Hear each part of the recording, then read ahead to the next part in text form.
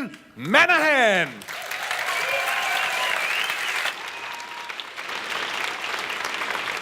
Don't patronize me. Take it away. Thank you, Michael. Let's see if we earn one of those at the end, not at the beginning. My name is Rowan, and I am not happy. My name is Rowan, and I am not inclined towards happiness because I am Irish. This notion here, starting with Aristotle, more recently with this unpronounceable Danish word, which I'm not even going to try. I bite something or other. Okay, whatever. This notion, this does not run where I come from. We have bigger things to worry about where I come from. Has anyone here ever been to Ireland? Yeah? Were people nice? Were they friendly? Yeah? Well, they were lying to you. What's Ireland famous for?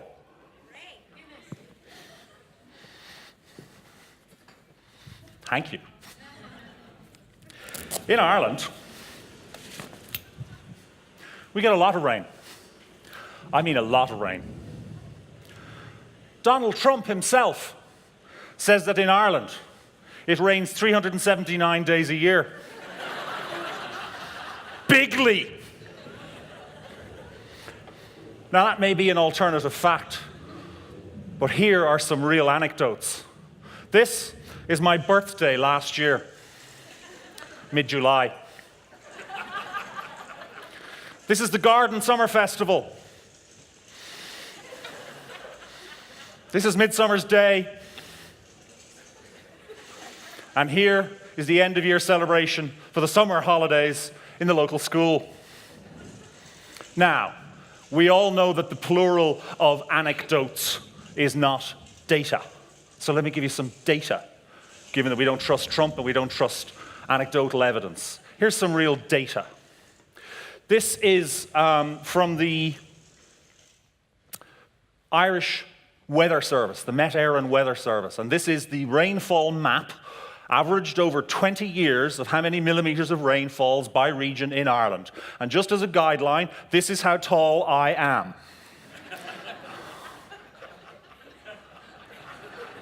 And that is at the top of my head, which is not much use for breathing, which is why all Irish children, when they are born, are issued by the government with a social security number, a birth certificate, and a snorkel. We are not concerned with workplace happiness. We're concerned with being able to breathe. Now, I'm fortunate. I live over here in the capital city, Dublin, which occupies about 1.5% of the land space, and 30% of the population are all standing like this, living there, because it's the only place where the water doesn't come above here. So I was open when I met this fellow. Have you met this guy? Yeah? I was open when I met this fellow, and he started warbling on about this thing that we can't pronounce. And I was thinking, this is very interesting. I don't know if it's going to gain traction anywhere in the world, but it's certainly not going to gain traction in Ireland, not when everybody's walking around with a snorkel in their mouth. But he persisted, and he persisted like a happy muppet. And we did a radio program together in Ireland, and the host on the radio program said, "Your friend is wonderful. He's so cheerful. He's like the Swedish chef." Because, you know, Alexander, like all Danes, wouldn't be at all offended by being compared with a Swede when he is, in fact, Danish, in the same way as Canadian people don't care when you call them Americans. The same radio host said, well, if he's the Swedish chef, Rowan, you're Oscar the Grouch, who is clearly Irish, given that he is, as you can see, green. But I became more and more intrigued by this notion of happiness in the workplace, and can it exist, and should it exist, and does it exist, and how's it going, and is it growing, is it declining, is it flat, what's happening? So I started reading, and I started learning, and I started exchanging with my excellent friends over here in Denmark. And what we've discovered is, like so many other facets of the human condition, this of course exists on a bell curve. And we have a handful of people over here on the right-hand side. This would, for instance, would be the research out of Gallup, where you have a small proportion of highly engaged, highly happy, highly satisfied, a small proportion of actively disengaged people, and then a whole bunch of people in the middle who go, meh. My teenage children have a great word for this. Meh. Meh. And that's about how most people seem to feel about their relationship with their workplace. And I'm thinking, that's not healthy. There's got to be more to it than that. It can go better than that. And I had questions and no answers. So I turned to the repository of all knowledge, because I am, of course, a good Irish boy. I asked my mother. And Mum told me a couple of pieces of advice. The first one wasn't terribly useful. Her first piece of mother wisdom was that you shouldn't put all your eggs in one basket. Thanks, Mum, that's really helpful. I have a job. All of my income stream is coming from that. This would have been useful advice, Mum, if you had, I don't know, a logging company that you were going to leave me in your will. But instead, I've got to rely on actually earning a living. So all of my eggs are in one basket. Does anybody here have a forestry company that they're going to inherit it somewhere? Or have you written 10 best-selling spy novels or erotic thrillers on top of your day job? No, you see, this is the problem. Most of us have all of our eggs in this one basket. So given that, it's all the more imperative that we find our own source of fulfillment and happiness as we pursue that through life. Her second piece of wisdom was actually quite useful. This is Irish mother wisdom.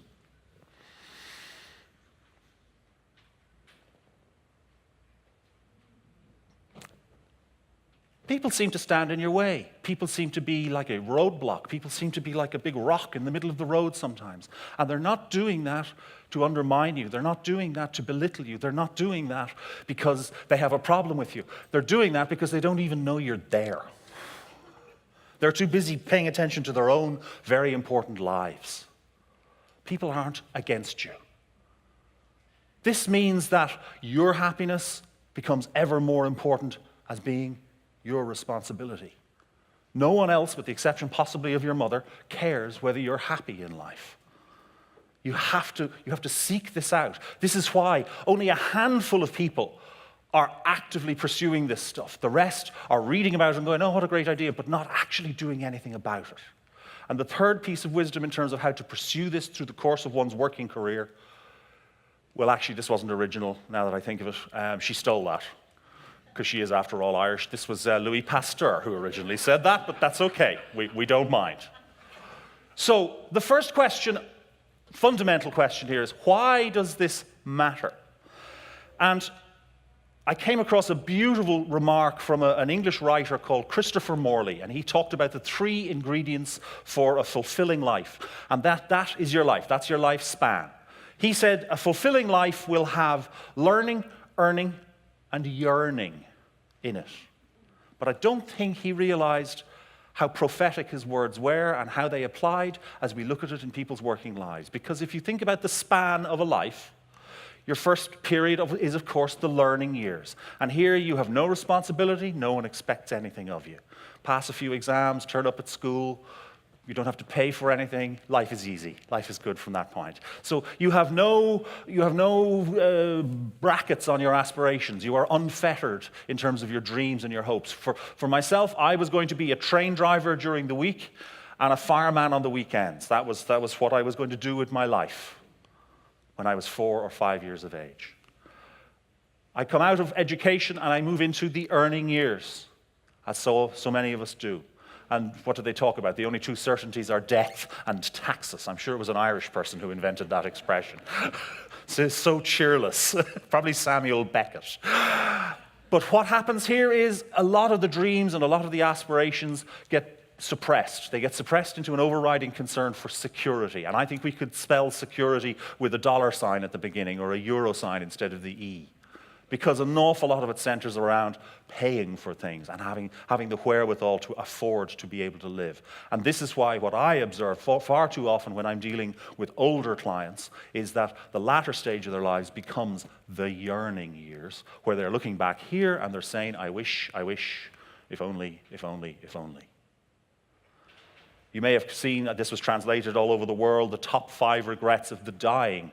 A cancer care palliative nurse collected these from thousands of patients around the world. And what they discovered is that the largest regrets that people who know they are near death, the largest regrets that people have, is not the stupid decisions they made, not the silly things they did in life, but rather the things that they always wanted to do and they never quite got round to doing. These are the things that people are regretful about. So, it is important. It matters a great deal, because otherwise we're not looking forward to a happy period after the workplace. Let's try and find that happiness in the workplace. How? Question number 2. Well, do you remember in your primary school mathematics you learned the Venn diagram, the little circles and they all intersect? Here's my very crude and very simplistic approach to this. We take the first circle, which is the circle of skill. And we see where that intersects with the second circle, which is the circle of those things that you enjoy. So the marketplace, for instance, values you for certain qualifications, certain experience, certain skills that you have grafted on and learned through bitter experience in your life. And you have to see where's the intersection between those and the things that you love doing. And if you're fortunate, there's a nice overlap between the two. For too many people, that overlap is very, very small. And there is then, of course, a third circle, because we are in the earning years and we are concerned about security. So there's another overriding concern, which is adequate financial reward along the way. Now, we can all imagine very quickly how this looks when it is going well. Let's look for a second at what can happen that can cause people to be less than happy in their working day. Because what I observe very often is a very small overlap between the three. So if this, for instance, was a 40-hour working week, your EU Working Time Directive, 37.5 hours of a working week, that little triangle in the middle would be, 10 hours or less, 5 hours, 8 hours, too small.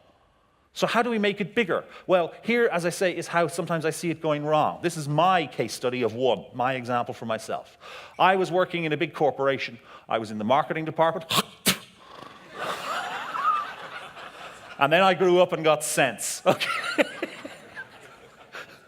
So I was very good at what I did, and I was very well rewarded for it. But my satisfaction was low, and in fact, my satisfaction dwindled off to being nothing. I have a scar from here to here, 40 staples from my ulcer. I had a bleeding ulcer when I was 24 years of age. It was an American company. What a surprise. One of my children said, "Daddy, what happened to you?" And I said, "Pirates." And you know, kind of was. You've got to find the balance. Here's another classical example. You have somebody who's extremely gifted at something, and they love what they are doing. But they can't make a living from it. This is a guitar player in a band that does cover versions at weddings. And everyone says, "Best guitar player I ever saw." But they can only earn a very small amount of money on a Friday night playing cover versions of other people's music. This is a starving artist. How come there are no starving lawyers? Just a thought. So what do you want? What you want, of course, is the very high degree of overlap between the three and the happy green zone. And when that happens, everyone is happy. Now, we've asked the why question already. The bigger question here is why not? Why does this not happen more often? There are 2 reasons for this. Does anyone know what this is? You haven't thoroughly questioned your life purpose. Perfect. Perfect response. Does anyone know what that is? Big green thing in the middle. Pardon me? It's the Nile. It's the Nile, correct. Now, in Ireland, we don't pronounce our TH very well. We call it D. And we don't say, for instance, the word fire. We don't say fire in Ireland. We say fire. It's just the way we pronounce things. So that's not the Nile. That's denial. Which is the #1 human defense mechanism. We pretend it's not happening. Why do we do this? Now, Hella talks about the archetypes, and Hella is absolutely right. Of course, I'm all for. Thank you, Hella. But I am more more deconstructionist than that. I take it a little further back in the evolutionary cycle. What is the crossover between our DNA and the DNA of the chimpanzee? 98.5%. We are 98.5% monkey. Monkeys live for the moment. Monkeys don't think much beyond their next banana. And unfortunately, far too many of us allow ourselves fall into that arena, and hence denial is a very useful tool. I won't think about it. I won't think about it. I'm enjoying my banana. I'm not going to think about it. The second big problem is fear. We're afraid of the consequences of taking a courageous step, of standing up for ourselves, of pointing out that something is inequitable, is in some way unfair in our place of work. So we don't. We keep quiet. And that's not healthy either. Again, it's not even a primate response. This is a mammalian response. This goes right back in the brain, into the mammal brain. Now, how do you overcome that?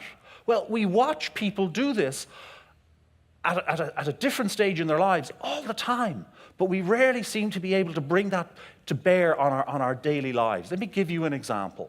I have 2 children, and my first daughter, when she was at this age, and you can tell how far ago this was, because look at that state-of-the-art VHS player there in the background, eh? Woohoo! When she was at this stage, 10 months, whatever, crawling all over the house. Freedom, loved it, thrilled with herself. We had to screw everything shut and have baby locks on everything so that she didn't kill herself. And the place she wanted to be more than anything else was on the stairs. So she was very good at going up the stairs. Coming down was the problem, so we'd have to constantly go upstairs and get her and bring her back down. She would, all right, fine, up we go, bring her back down. And then I decided, okay, enough. I'm going to teach her how to come down the stairs. So I go up to the top of the stairs beside her, I get down on my hands and my knees, I go, hey, watch this, right? And we go to the front, and we go, oh, don't like the look of that. And we turn around and we come down backwards, right? And she's looking somewhat mystified, as you are, at me.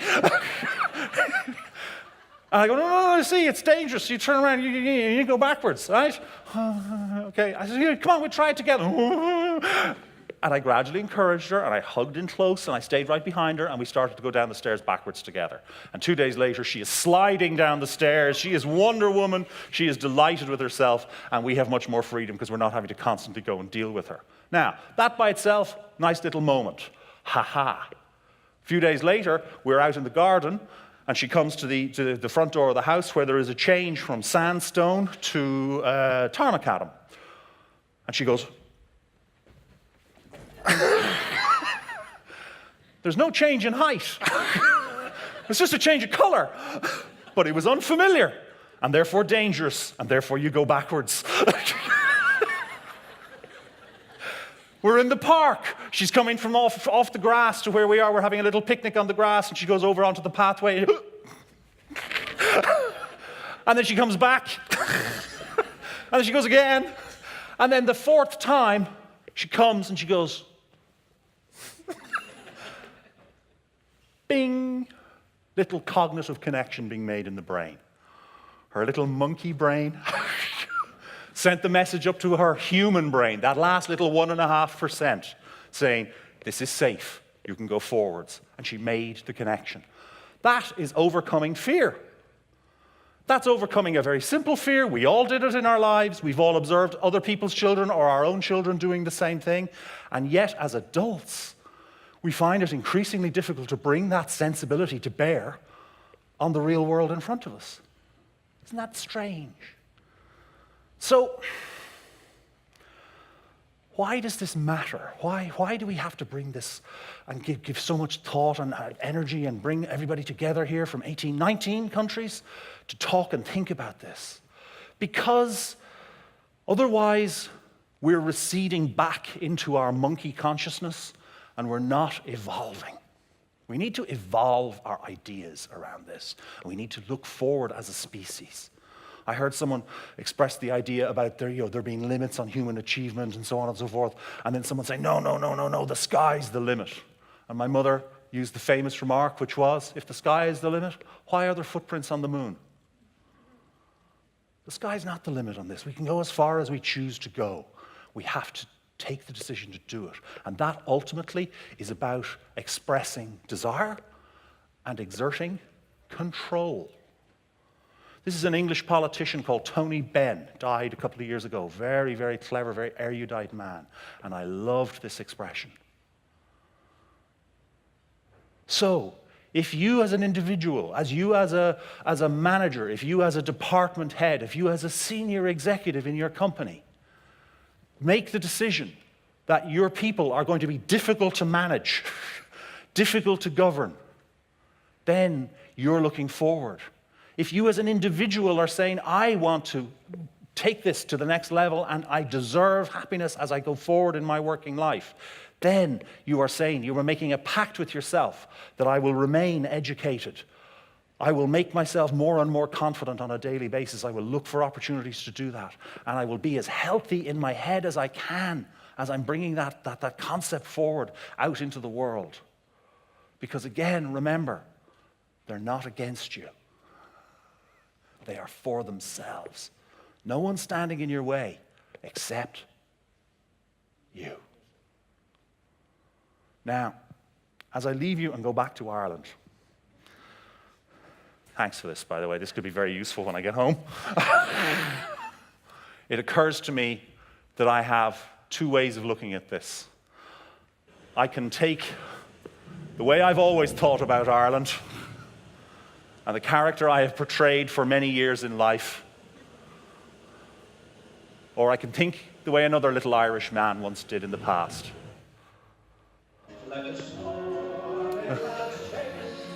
Everyone from the place, come on with the rain, have a smile on my face. What an attitude. Walk down the lane with a happy refrain. Even in the rain. Just singing, singing in the rain. Thank you.